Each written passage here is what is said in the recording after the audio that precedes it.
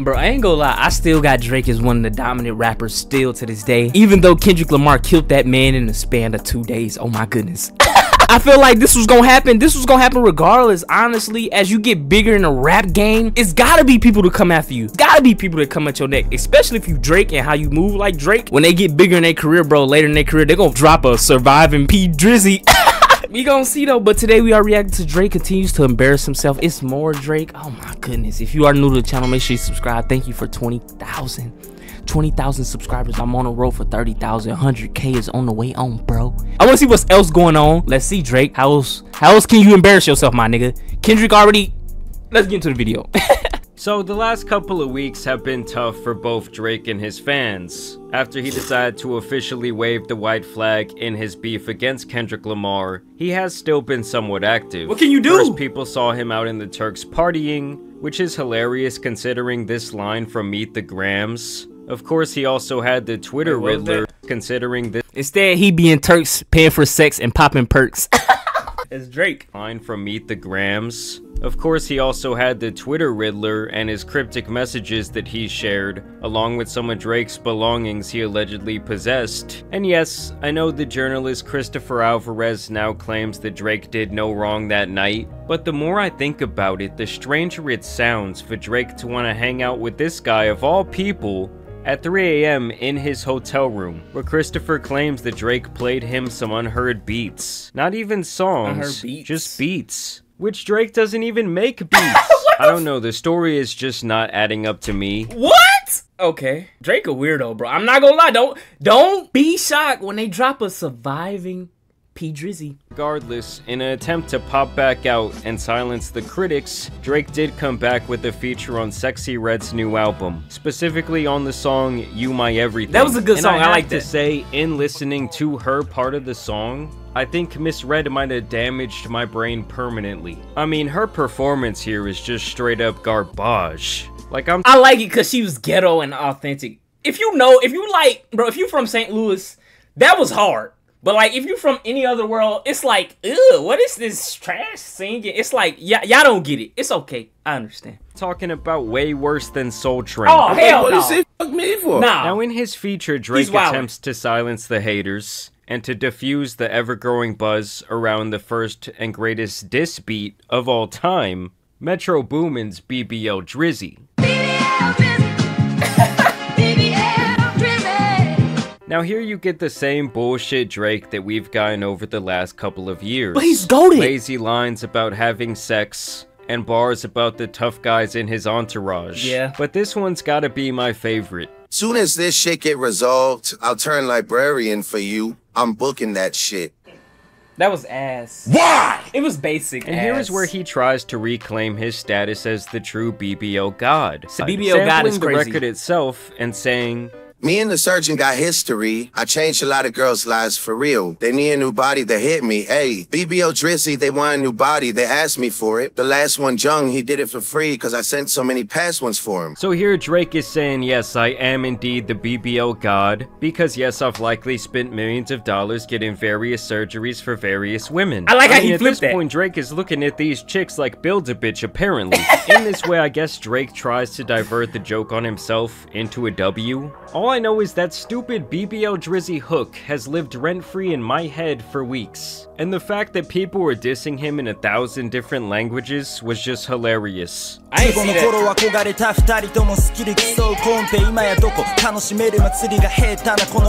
Overall, this song still makes my ears bleed. Bro, shout out to rap, by the way. At least for the first 2 minutes. But Drake's flow really is great here. I do have to admit though, I find it hilarious that he keeps fulfilling prophecy after prophecy. When I see you stand by Sexy Red, I believe you see 2 bad bitches. Even the biggest Drake nut gargler has to admit that the optics of this are hilarious. Now more recently, a ghost from Drake's past has this picture revealed its ugly head once again. Or should I say Ghost Riders? Crazy.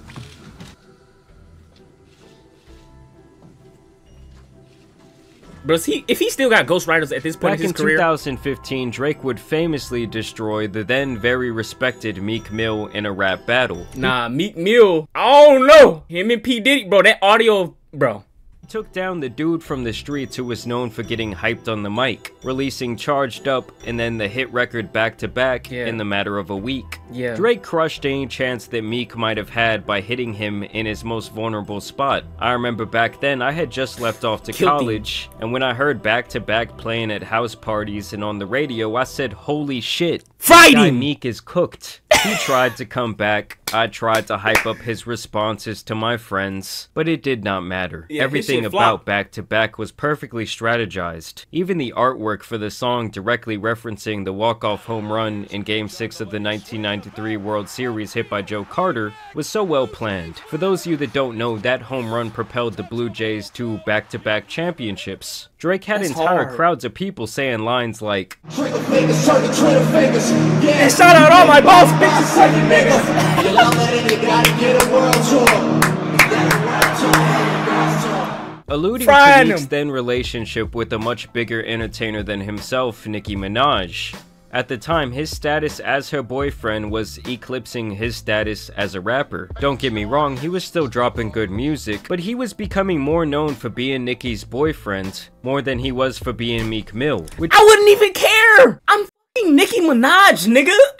Rap niggas be thinking about, like, other people's opinions. Like, who gives a f*** at the end of the day? Which is something a man is obviously going to be clowned for. This whole song is layered with references that emasculate Meek, who is known for his tough guy gangster image and ferocious delivery in his songs. For Drake to drop a radio hit on his head through a diss record is something that we had not seen for a very long time. And this really got him a lot of credit as an MC, and he really shed the soft R&B Marvin's Room guy label. Now you're probably asking yourself, well, why do I bring this up today? Well, first off, let's just acknowledge that what Kendrick did to Drake recently is exactly what Drake had done to Meek almost a decade ago. Because just like Drake recently, Meek actually put out some decent records of his own during that beef. Damn, Karma's a bitch.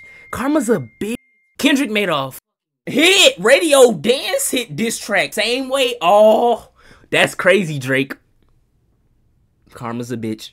Dropping Wanna Know, War Pain, and Pray For Him. 3 great records that got completely eclipsed by Back to Back. In these songs, he talks about how Drake is an inauthentic artist, even calling him the new Milli Vanilli. Was it Quinn Miller, was it Usher, was it detail where you really got your flow? Milli Vanilli, that nigga, huh? Referencing an R&B duo who infamously failed when it became public knowledge that they weren't actually singing a single note on their hit album. But in the end, it did not matter. Meek could have dropped the most scathing record of all time, and no one would have cared because the public perception was that Drake had already won. Does any of that sound familiar to you guys? Like, Kendrick just got 2 platinum records calling him a PDF file. And just like Drake recently, Meek seemingly went into this battle with no strategy, and to me in the end that's why they both lost. Now to Meek's credit, during this beef he did expose the most glaring kink in Drake's armor at the time, and that's the fact that he had gotten a lot of quote-unquote help from ghostwriters writing some of his biggest songs. There is a reason that Bro, these pictures are funny as fuck, by the way, my bad.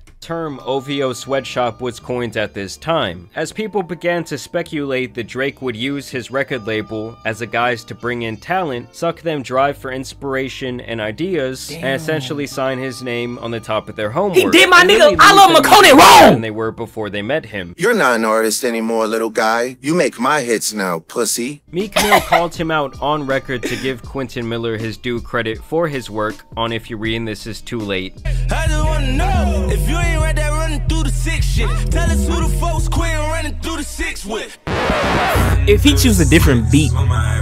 And even tweeted out, "Stop comparing Drake to me too. He don't write his own raps. That's why he ain't tweet my album, because we found out." Following this beef, reference tracks to several Drake songs would be released. People were shocked as they heard Quentin rap melodies and choruses from songs like Rico, 10 Bands, Started From the Bottom, and Know Yourself. Crazy. Oh, money, new women gotta keep it balanced. Other reference tracks would be released from Party Next Door for the songs Company, Legend, and You With Me. Man, imagine this is your dream, to write for a massive artist like Drake, and in the end you don't even get paid for your contribution. He wasn't getting paid. I never got a publishing check off of any Drake songs. Regardless, the ghostwriter allegations had cooled off for a very long time after this. Drake of course went on to drop a ton of hits and several albums, But now the ghosts of the past are seemingly back, as the reference tracks have leaked for Mob Ties, Ratchet Happy Birthday, and Jumbotron Shit Poppin'. Specifically, I do want to hone in on Mob Ties here because, well, Ratchet Happy Birthday fucking sucks. That's and Mob Ties by many... He just don't like... I don't know, bro. Ratchet Birthday, that shit was pretty good. It's your fucking birthday. It's a yeah, that shit was alright. I get it. I understand. It's considered to be a classic Drake song, as many felt it was a response to Pusha T. Just listen to how his biggest fans feel about it. But I did hear about that maybe he got some help on Mob Ties, and I ain't gonna lie, Mob Ties was a song that I felt that was Drake with his back against the wall. And I was like, yo, Drake, if he ain't right, it felt away. I love the song. Yeah, like that, I would be like, Damn, that would hurt my heart. What's one of our favorite songs, Mavi, now? Sick of these niggas. Oh my God. I didn't have Mob Ties. Oh, I'm sick of these niggas. I'll hire some help. He didn't write Mob Ties? What? Oh. I'm not with the rah-rah. Oh. In the new spot. Man, what? Oh, Drake, it's ugly, gang. Get rid of these niggas. But now we're finding out that an artist named Vori is allegedly the man behind Mob Ties. The flow, the cadence, everything is mapped out on this reference track. Stick these niggas, stick these bitches. Hire shooter. You ready, bitch? Now, should we be surprised by this? Absolutely not. But it does just show yet another prophecy coming true. I like Drake with the melodies. I don't like Drake when he act tough. And now we're finding out that he didn't even write his most infamous tough guy anthem. Now, in any other genre, I don't think many people would give a single shit. But in rap, this has always been considered a cardinal sin, and for someone who has claimed over and over again that he is the best rapper in the world with the best pen, well, people find it comical. And listen, guys, I love many Drake songs. I spent many years and had many good times listening to Drake. He has several classic albums to me, and he is arguably the greatest entertainer of my generation. But somewhere around 2017, I stopped checking in on his music. I think Scorpion was the first record I really didn't enjoy, and unfortunately for Drake, he just went up against the most authentic artist I've ever seen. I don't know why he chose Kendrick. Like, Kendrick, like, he gonna keep it real with you, too. He ain't no, like, entertaining, funny, I love rap. He's like, nigga, I rap, I got a little clout, but I'm gonna keep it a buck. Like, he's authentic, nigga. Drake is more entertaining, flashy, you know what I'm saying? Want to be in the public eye, blah, blah. He just met his match, and this match just smoked him. It ain't even a match, my nigga. It was just like, it was unfair for him to do it to himself, honestly. Comes to representing where he is from and how he is raised. And when you stack that up against a manufactured mega artist who seemingly has no boundaries as to which flow or style he might steal next, he was really fighting an uphill battle. And coming in with no strategy at all was just a horrible decision. Like, he went from begging Kendrick to drop to saying, oh well, that was just a fun little sparring session. Like, he got cooked to the point that almost a month later, Drake's biggest fanboys are still scrambling and crying over this massive L. And Jesus Christ, is it beyond easy to trigger them at this point. But y'all let me know what you guys think about this whole situation down below. As always, also want to thank you guys for watching today. Man, me personally, bro, I feel like Drake, the world's still gonna stop when he drops something. I'm not gonna lie. This just left a big ass blemish on his career. Like, you know how a lot of niggas be like, yeah, his career fucked up, but he can bounce back from that. I feel like you cannot bounce back from this. And as time goes on, nigga, it's gonna be more stuff people find on Drake that you're gonna be like, wow. And then there's gonna be more proof that comes out. It's gonna be like, this happens with every big celebrity. Come on, man. They gave R. Kelly 20 years, cuz. Imagine what they gonna do to Drake. If you giving R. Kelly 20 years, bro, if they find some crazy shit about Drake, bro, it's over with for that nigga, bro. It's over with. But make sure you leave a like, comment more videos you wanna see. I got more videos dropping, more album reactions dropping, more music dropping. But I like doing videos like these. These be fun to talk with. You know what I'm saying? Talk to y'all. You know what I'm saying? Conversate with y'all, whatever. And it's not just music. It's just more of like in-depth situations about stuff. But I ain't got too much else to say. More videos on the way. Thank you for 20K. 30 on the way. Nitri out, man.